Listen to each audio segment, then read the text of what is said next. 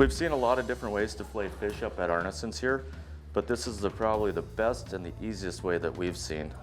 You start right here, go under here, lay it flat, split, go like that, and then just roll your knife right down the backbone, leave it attached.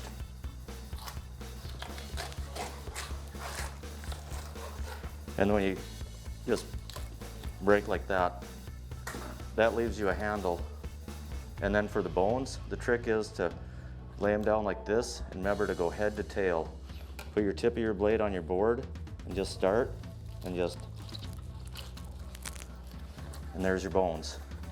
Same here, head to tail. And since we're gonna eat these up in the lodge later, we're gonna just leave them without skins. So I'm Mark Arnesen. It's as simple as that, and that's your Midwest Outdoors tip.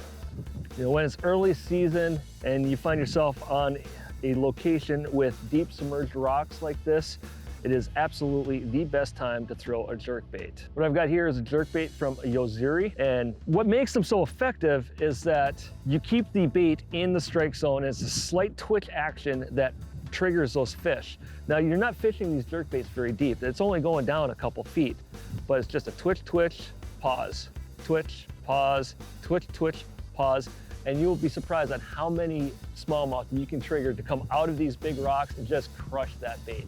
So next time you're in a cold water situation with a lot of big boulders, throw on a jerkbait and hang on. Hey, I'm Dennis Leppell. That's another tip on Midwest Outdoors. You know, it seems every year you hear about reels getting faster and faster regarding gear ratios and how much line they'll pick up on a reel handle turn.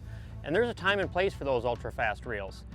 There's also a time and place for a slower gear ratioed reel. This Calcutta, for example, is a 5.8 to 5.2 to 1. Doesn't pick up a lot of line, but that's what you want sometimes when the water's really, really cold and the fish want a slow moving bait. That slow gear ratio polices you and keeps you from reeling a bait too fast. It helps you give the fish what they want.